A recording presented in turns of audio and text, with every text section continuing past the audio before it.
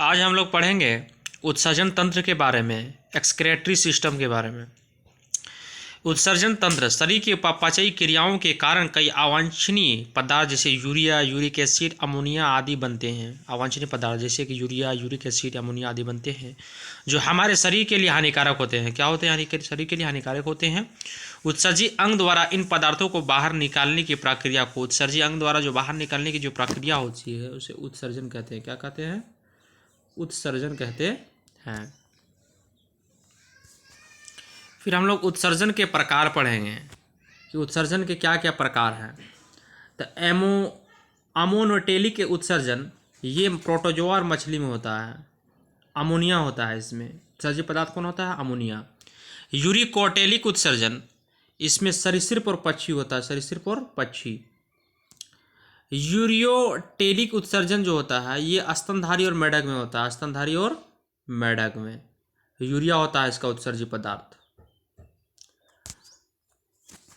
उसके बाद में मनुष्य के उत्सर्जी अंग जो है, मनुष्य के उत्सर्जी अंग जो है किडनी है, त्वचा है, फेफड़ा है एवं यकृत है।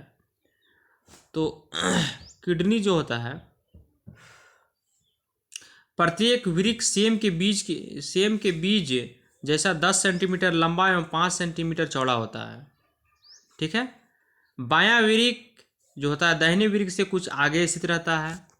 मूत्रवाहिनी, अब वृक्क से संबंधित प्रमुख रचनाएं मूत्रवाहिनी है, जिससे होकर जो है मूत्र वृक्क से मूत्राशय में जाता है। वृक्क से कहाँ जाता है? मूत्राशय में। अब मूत्राशय के बारे में आगे पढ़ेंगे कि मूत्राशय है क्या? यह हौज का काम करता है, यानी कि जमा होता है वहीं पे मूत्राशय में। और मूत्रवाहिनी में मूत्र वृक्क से होकर मूत्राशय में, वृक्क से किडनी से होकर मूत्राशय में जाता है, मूत्राशय में जमा होता है। अब मूत्रमार्ग में जो होता है यह मूत्राशय से मूत्र को बाहर निकालने के लिए होता है, मूत्रमार्ग का काम। अब हम लोग पढ़ेंगे वृक्क की रचना।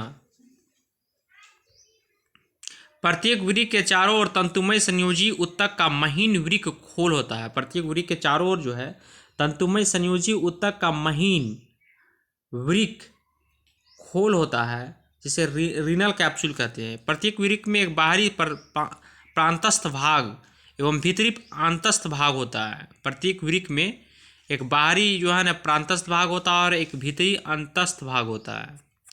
बाहरी भाग को कॉर्टेक्स कहते हैं और आंतरिक भाग को मेडुला कहते हैं। नेफ्रॉन की रचना जो है, नेफ्रॉन जो है उसकी रचना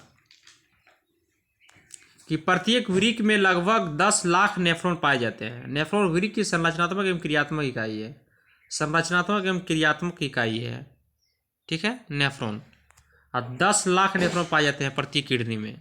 प्रत्येक नेफ्रॉन के निम्न भाग है। बोमन संपुट होते हैं, संपिपस्थ कुंडलित नलिका होते हैं, हैनले का चीप होता है और दूरस्थ कुंडलित नलिका होता है। ये 4 चीज होते हैं इसमें, नेफ्रॉन में।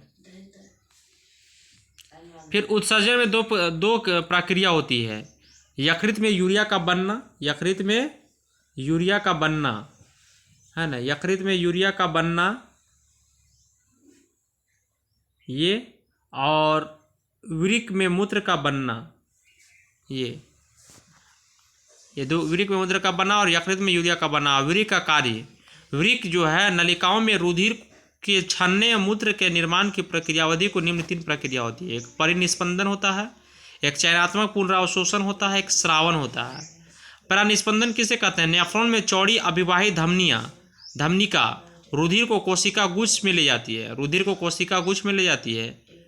और पतली अपवाही धमनिका जो होती है रक्त को कोशिका गुच्छ से वापस ले आती है, रक्त को कोशिका गुच्छ से वापस ले जाती है। इस प्रकार ग्लोमेरुलस एक उच्च दाब का कोशिका तंत्र है। इस दाब के फलस्वरूप रुधिर प्लाज्मा बोमन कैप्सूल की भित्ति द्वारा निस्यंद के रूप में छनकर बोमन कैप्सूल के भीतर प्रवेश करता है। एक वयस्क में प्रतिदिन लगभग 1800 लीटर रुधिर दोनों वृक्कों से बाहर रहता है। एक वयस्क में कितना? 1800 लीटर रुधिर दोनों वृक्कों से होकर रहता है। इसे 180 लीटर छानकर निस्पंद के रूप में वृक्क नलिकाओं में जाता है। 180 लीटर निस्यंदन से लगभग 1.45 लीटर निस्यंदन का 0.08% मूत्र बनता है। फिर हम लोग पढ़ेंगे चयनात्मक निस्यंदन की प्रक्रिया को डायलिसिस कहते हैं। चयनात्मक जो निस्यंदन की प्रक्रिया होती है उसे क्या कहते हैं? डायलिसिस कहते हैं। एडीजी एंटी ड्यूरेटिक हार्मोन या वेसोप्रेशन मूत्र के सांद्रण एवं तनुकरण दोनों में मदद करता है। चाय एवं कॉफ़ी डाययूरेटिक है अर्थात मूत्र उत्सर्जन को बढ़ाते हैं। चाय और कॉफ़ी जो है मूत्र उत्सर्जन को बढ़ाते हैं। फिर हम लोग पढ़ेंगे कि मूत्र का pH 6 होता है और इसमें 95% जल होता है, 2.6% यूरिया होता है और 2% लवण होता है। यूरिया जो यूरिक एसिड आदि उपस्थित होते हैं। मूत्र का हल्का पीला रंग यूरिक्रोम के कारण होता है, यूरोक्रोम के कारण। त्वचा के बारे में पढ़ते हैं। दूसरा, मनुष्य के त्वचा में श्वेत ग्रंथि पाई जाती है जो श्वेत यानी पसीना स्रावित करती है। श्वेत ग्रंथि क्या करती है? पसीना को स्रावित करती है, जिसमें जल, लवण, यूरिया एवं एमिनो एसिड आदि पाए जाते हैं। पसीना में जल पाया जाता है, पानी टाइप का रहता है, लवण होता है, यूरिया होता है और एमिनो एसिड आदि पाए जाते हैं। जल एवं लवण के संतुलन को नियंत्रित करता है। जल जो है एवं लवण के पास त्वचा जो यह जो है ये श्वेत ग्रंथि जल एवं लवण के संतुलन को नियंत्रित करता है। फेफड़ों द्वारा कार्बन डाइऑक्साइड और कुछ हानिकारक वाष्पशील पदार्थ का उत्सर्जन होता है। कार्बन डाइऑक्साइड और कुछ हानिकारक वाष्पशील पदार्थ का उत्सर्जन होता है फेफड़ा में। यकृत शरीर में प्रोटीन के पाचन से बने एमिनो एसिड से अमोनिया बनता है। शरीर में प्रोटीन के पाचन से बने एमिनो एसिड से अमोनिया बनता है। प्रोटीन के पाचन से जो बना एमिनो एसिड होता है उससे अमोनिया बनता है। यकृत कोशिकाएं अमोनिया को यूरिया में बदल देती है। यकृत कोशिकाएं जो होती है अमोनिया को किस में बदलती है? यूरिया में बदल देती है, जो रुधिर के साथ वृक्क में पहुंचता है। जो रुधिर के साथ ब्लड के साथ वृक्क में पहुंचता है और मूत्र के साथ बाहर निकल जाता है। मूत्र के साथ बाहर निकल जाता है। अब ग्लाइकोसूरिया, मूत्र में ग्लूकोज की ज़्यादा मात्रा मधुमेह में पाई जाती है। ग्लाइकोसूरिया जो है मूत्र में ग्लूकोज की ज़्यादा मात्रा डायबिटीज़ के पेशेंट में मिलेगा।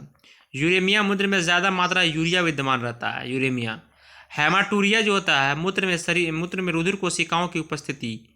हेमाटूरिया। एल्ब्यूमिन्यूरिया, मूत्र में एल्ब्यूमिन पाया जाता है। हेमोग्लोबिन्यूरिया, मूत्र में हेमोग्लोबिन पाया जाता है।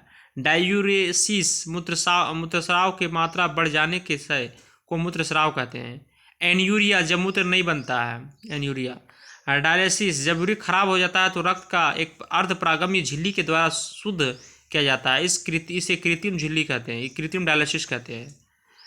बिच्छू एवं कुछ जीवों के उत्सर्जी अंग, बिच्छू एवं मकड़ी का कॉक्सल ग्रंथि होता है।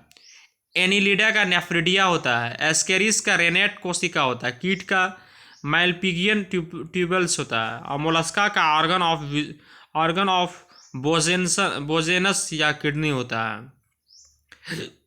इस तरीके से ये उत्सर्जित तंत्र को हम लोग कंप्लीट करते हैं।